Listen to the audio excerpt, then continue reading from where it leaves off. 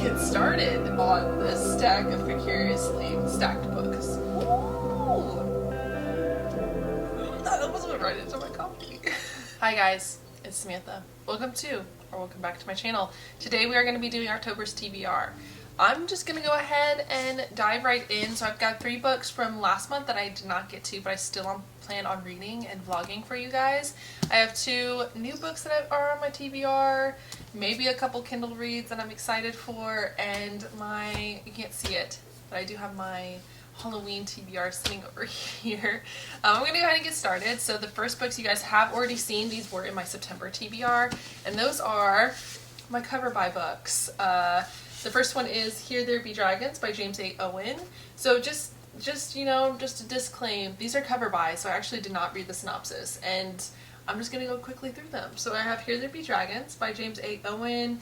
This one I believe is like dragons coming to life, World War I, nautical adventure thing that I was really into. It's a YA book. I loved these colors. That is definitely why I picked this book up, for all the beautiful colors. And yeah, so we get this one. The next book is going to be Egg and Spoon by Gregory Maguire. I do know a little bit more about this book because I know Gregory Maguire does like Grimm's fairy tale retellings, and this one looks like a Russian-inspired fairy tale maybe, with the like Russian egg thing on the front. And it was a YA book, so I'm definitely excited about that. I think this even has, Baba Yaga.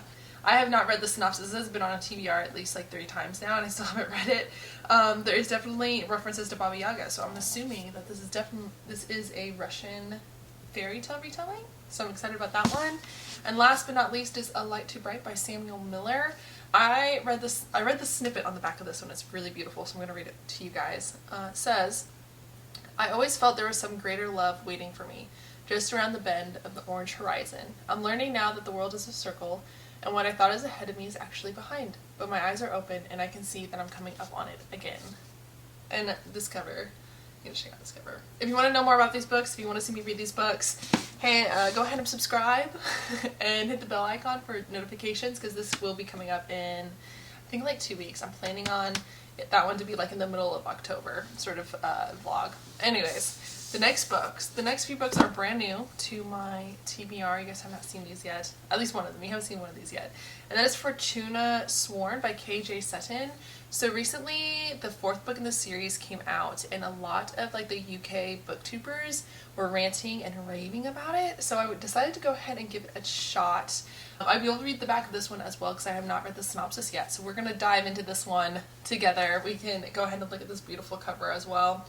If nothing else, this was also a cover by, like, this looks intriguing. So whoever made this cover, A+. This is also an independently published book, which I am always down for supporting. Maybe it's not independently published. It was independently published from my understanding. I think it must have been picked up by a publisher. But anyways, this says, we are meant to be seductive. We were designed to lure humans in. Fortuna Sworn is the last of her kind. Her brother disappeared 2 years ago, leaving her with no family or species to speak of. She hides among humans, spending her days working at a bar and her nights searching for him. The bleak pattern goes on and on until she catches the eye of a powerful fairy. He makes no attempt to hide that he desires Fortuna, and in exchange for her, he offers something irresistible. So Fortuna reluctantly leaves her safe existence behind to step back into a world of creatures and power.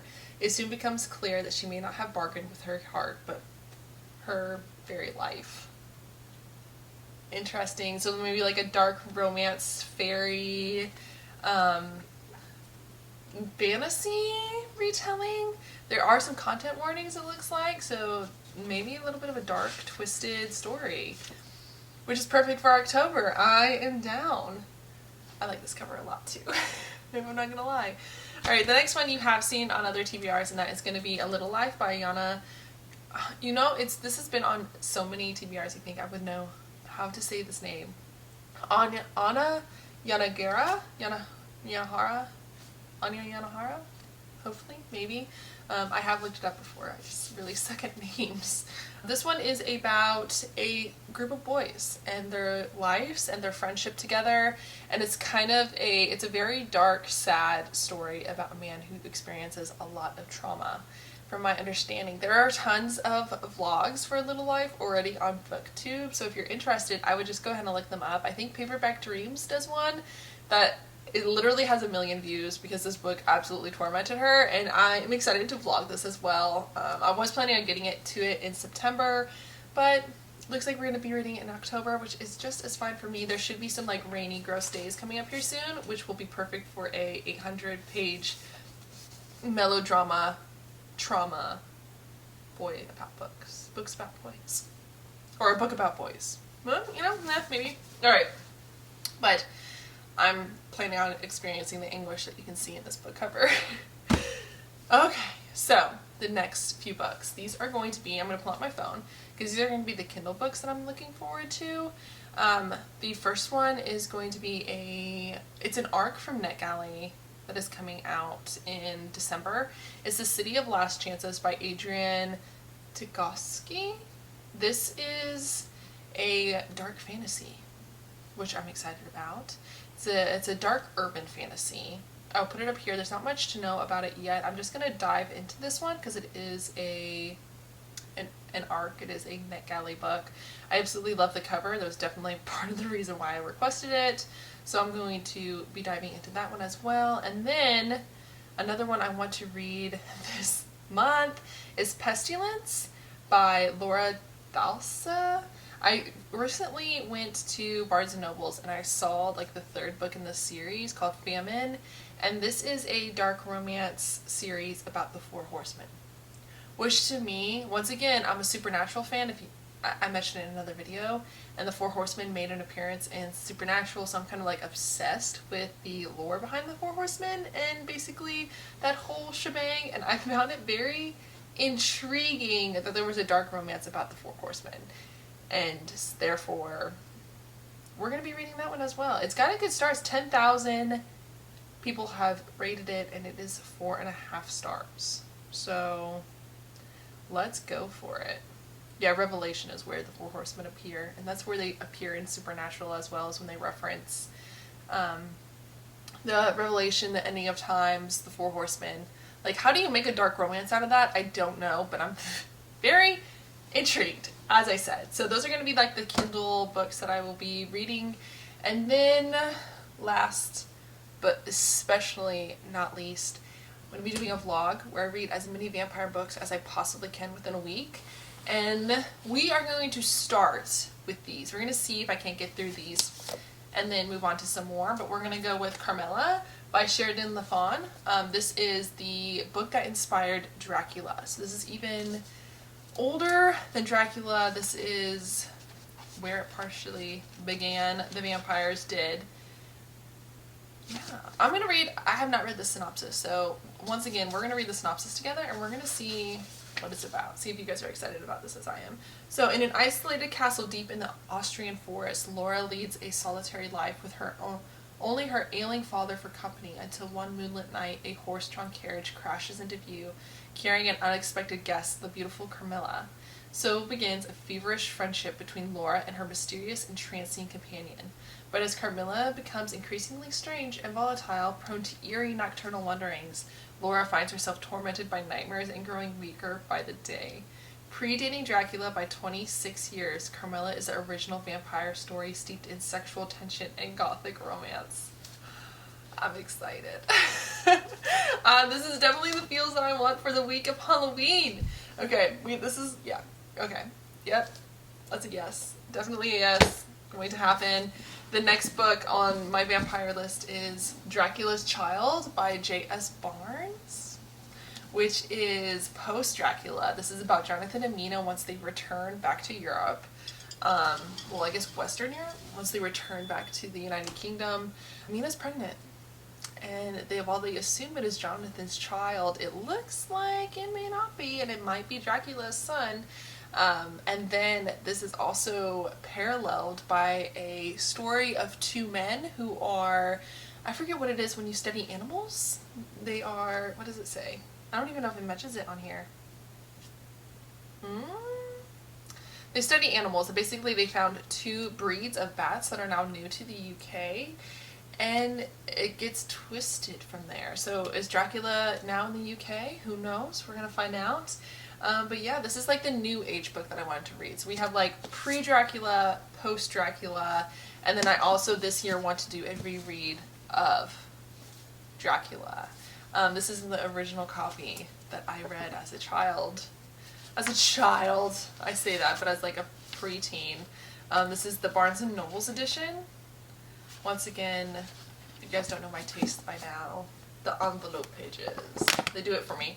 But we're also going to read Dracula this month as a reread to see if it hits just as good as it did originally and spiraled me into this love of vampires. And if I do finish both of those, I have 2 other books on standby for that readathon. That is going to be The Mummy by Anne Rice, which is not a vampire book, I'll give you that, but it is what inspired the movie The Mummy, and I am a Mummy stans. I freaking love that movie. I can watch it anytime. It is my comfort watch. And this has apparently inspired it. However, Anne Rice didn't want this associated with the movie because it is so different. So I'm very, very curious about this one. So this one was like on the back burner just in case. And then last but not least, I will definitely not be getting to this book, but it goes along the same veins of like Dracula, vampires, different sort of like feel. We got The Historian by Elizabeth Kostova.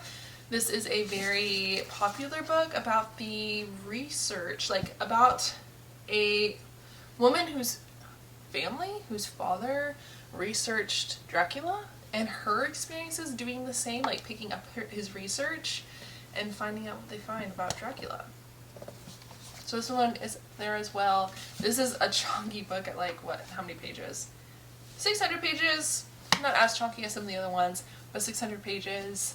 So if I get through the first 3, I've got some backups for that readathon, which will be coming to you guys at the end of Halloween. So once again, make sure that you subscribe and you hit the notification bell so you guys get notified on all the videos that will be coming out this month and in future months. But yeah, that is it. Very quick TBR for you guys. Tell me what you guys are going to be reading in October, if there's any special reads that you read for Halloween or you are reading for Halloween, or if there's any spooky reads that you waited like all year to read, because that's definitely the vampire, like reading Dracula, reading some new vampire books, Anne Rice's The Mummy. I've held on for Halloween. So tell me if there's any books that you have done that to as well.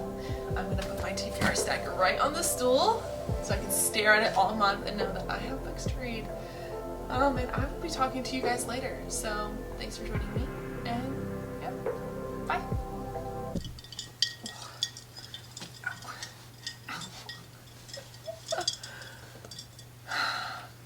Alright. I don't know if you can see it, but oh, let's get started on this stack of precariously stacked books. Ooh! That almost went right into my coffee.